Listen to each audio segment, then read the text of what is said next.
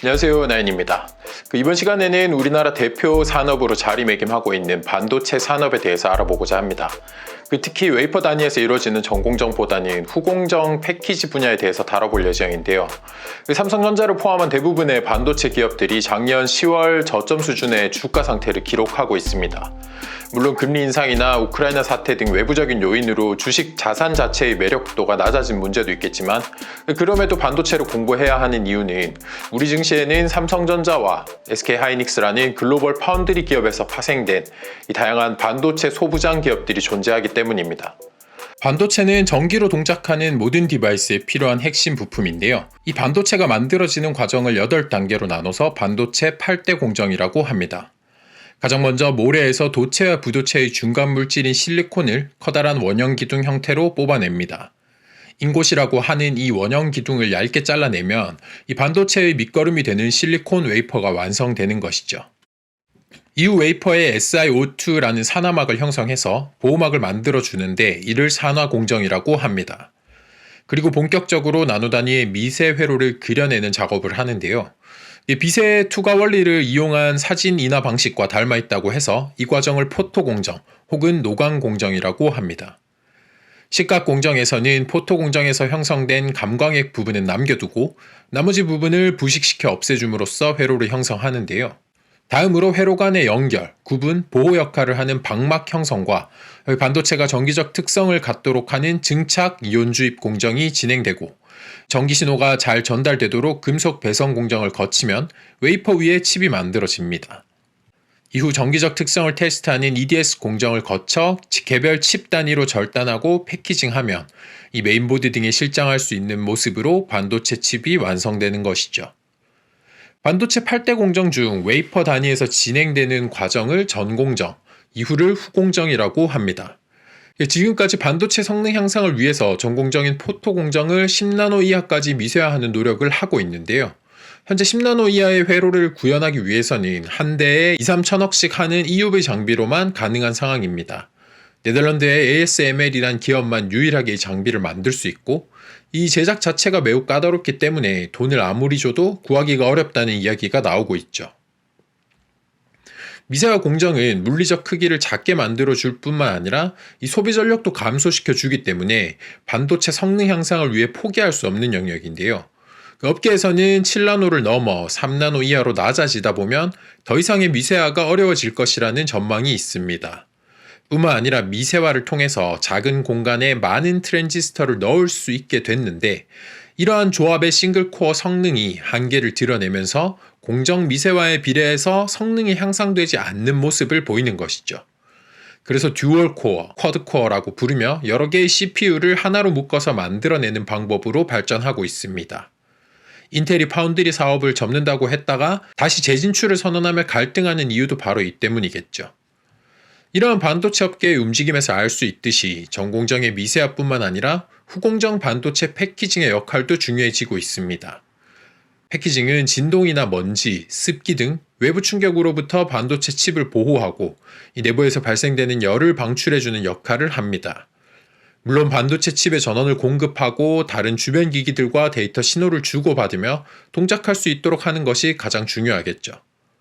대만의 파운드리 기업 TSMC는 FOWLP라는 패키징 기술 양산에 성공하며 기존의 삼성과 나눠갔던 애플 반도체 파운드리 물량을 독점하기 시작했는데요. 2016년 아이폰 7 기종에 탑재된 A10 칩을 시작으로 애플의 모든 반도체 제조를 담당하며 글로벌 파운드리 1위 기업으로 올라섰습니다. 과거에는 전공정 단계의 미세화 작업만으로도 드라마틱한 성능 향상을 보여줬기 때문에 대단한 기술이 필요하지 않았던 후공정의 테스트와 패키징은 오사트라고 하는 기업들로 외주화해서 진행했습니다. 근데 최근에는 고난이도 패키징 기술이 요구되면서 파운드리 기업들이 이를 내재화하는 모습을 보이고 있죠. 스마트폰과 타블렛 등 모바일 디바이스 종류가 늘어나고 사물 인터넷이 발전하면서 폼팩터도 다양해지고 있습니다. 자연스럽게 반도체 칩 패키지의 요구사항은 증가하게 되었고 이 다양한 솔루션이 등장하게 되었죠. 패키징은 하나의 칩으로 구성된 SoC와 여러 개의 칩으로 묶은 SiP로 나뉠 수 있습니다. SoC는 시스템 온 칩의 약자로 PC를 구성하는 중요 부품인 CPU, GPU, 메모리 등을 하나의 칩 형태로 묶은 것입니다. 아이폰 12 모델에 탑재된 A14 바이오닉 AP 칩을 뜯어보면 4개의 DDR 메모리뿐만 아니라 시스템 캐시 메모리, CPU, GPU, NPU 등이 하나의 칩으로 구성되어 있는 것을 볼 수 있는데요. 단일 실리콘 칩 위에 함께 만들어지기 때문에 PCB를 거쳐서 연결되던 과거에 비해서 상호 간의 연결성이 좋아짐과 동시에 데이터 처리 속도가 빨라지고 전력 효율도 개선되는 것이죠. SoC는 주로 작은 사이즈와 높은 성능을 필요로 하는 모바일 AP에 많이 사용되는데요. 최근 애플은 SoC 기술을 적용한 M1 칩을 개발했고 노트북 라인업에 적용함으로써 획기적인 성능 향상을 보여주고 있습니다. 그리고 SIP는 시스템 인 패키지의 약자로 SoC 로직 반도체 외에 전력을 공급하는 PMIC나 무선 통신을 위한 RF, 디스플레이, 터치 센서, 카메라, 오디오 등과 같은 인풋, 아웃풋 단자를 연결해주는 모든 시스템의 패키지를 의미하는데요. 애플워치 6의 SIP 칩을 보시면 여러 SoC와 NFC, PMU, 플래시 메모리 등이 조합되어 있는 것을 볼 수 있습니다. 여러 칩들을 패키지로 조합하지 않고 SoC 방식으로 하나의 칩을 만들면 되지 않나 생각하시겠지만 그 무선 통신을 담당하는 RF 등은 열이 많이 발생될 뿐만 아니라 다른 전기 신호의 간섭을 막아주는 차폐막이 필수적이기 때문에 하나의 웨이퍼 칩으로 함께 구현하는 것이 불가능합니다. 그리고 여기 탑재된 전력 반도체나 플래시 메모리 등은 이렇게 개별 제작돼서 조합되면 이 다른 브랜드 제품들에도 활용될 수 있는데 SoC로 통합해 버린다면 확장성이 떨어지고 수율도 급격하게 저하되는 문제가 발생할 것입니다. 다음은 패키징 기술이 어떻게 발전되고 있는지 알아보도록 하겠습니다. 첫 번째는 우리가 반도체라 하면 흔히 떠오르는 지네 모양의 메카니컬 리드 프레임 방식이 있습니다. 모바일이나 PC 등 고스펙 전자제품에는 사용되고 있지 않지만 자동차나 저가의 가전제품 등에 많이 사용되고 있다고 합니다. 두 번째로 모바일 AP 형태의 익숙한 반도체 모습이 보이는데요. 기존의 리드 프레임 방식에서 서브스트레이트 반도체 기판에 PCB와 같은 회로를 그려주는 것이죠. 과거의 전통적인 패키지는 웨이퍼에 제작된 칩을 잘라낸 뒤 개별 단위로 패키징하는 것이었습니다. 웨이퍼에서 칩을 잘라내는 과정을 소잉 혹은 다이싱이라고 하는데요. 칩을 잘라낸 뒤 개별 패키징을 하다 보니 시간과 비용이 많이 들어갔고 좀 더 효율적인 방법을 고민하게 되었습니다. 웨이퍼 상태에서 일괄 패키징을 완료하고 개별 단위로 잘라내는 웨이퍼 레벨 패키지 기술이 개발된 것이죠. 이와 함께 본딩 방식에서도 큰 변화가 있었는데요.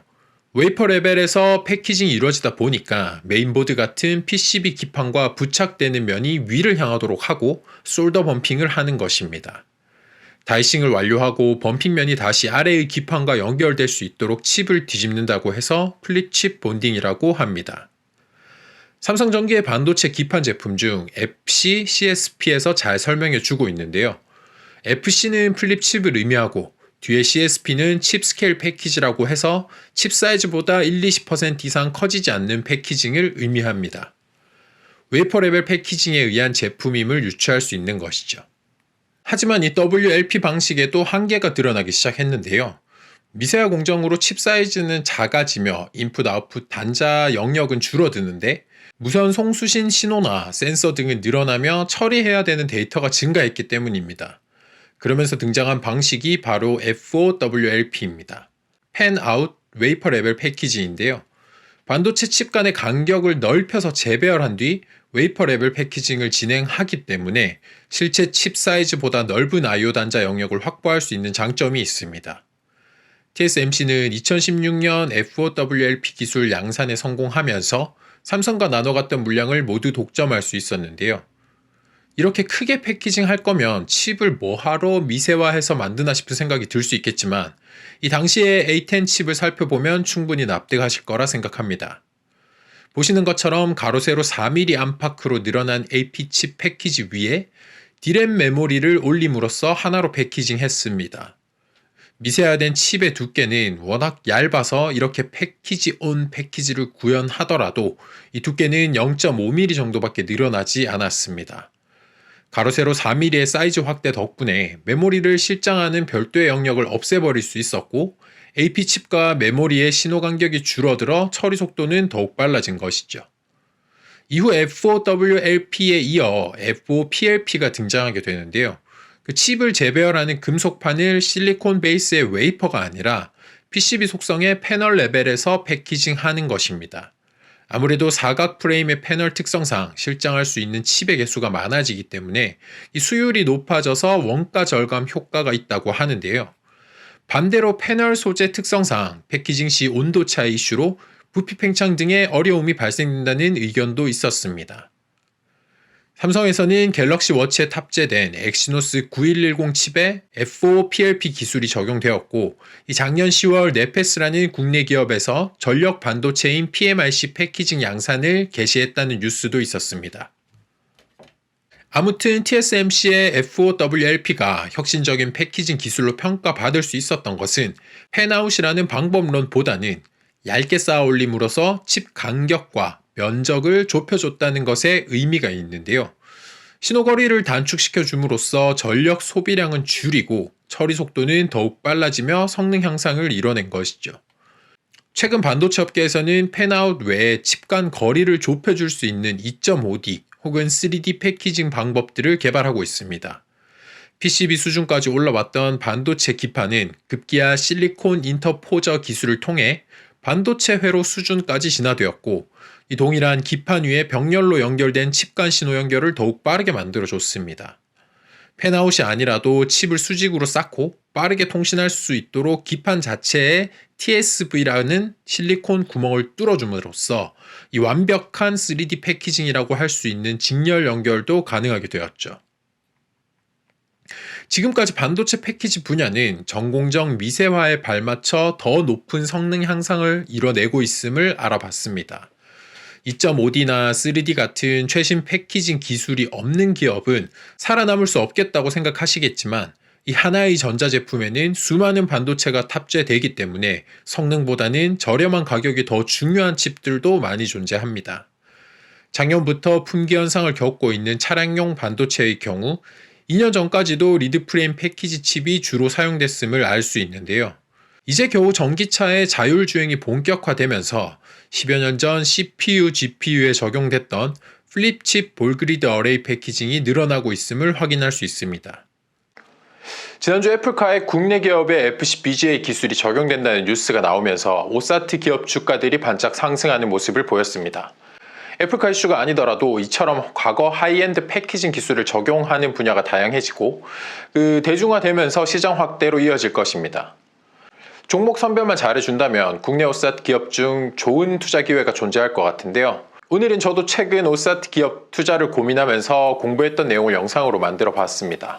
내용이 다소 부족할 수 있겠지만 반도체 관련 기업 사업 보고서나 이 뉴스 등을 보실 때 도움 되시길 바라고, 다음 시간에는 기업 분석 영상으로 찾아뵙도록 하겠습니다. 오늘은 여기까지 하겠습니다. 감사합니다.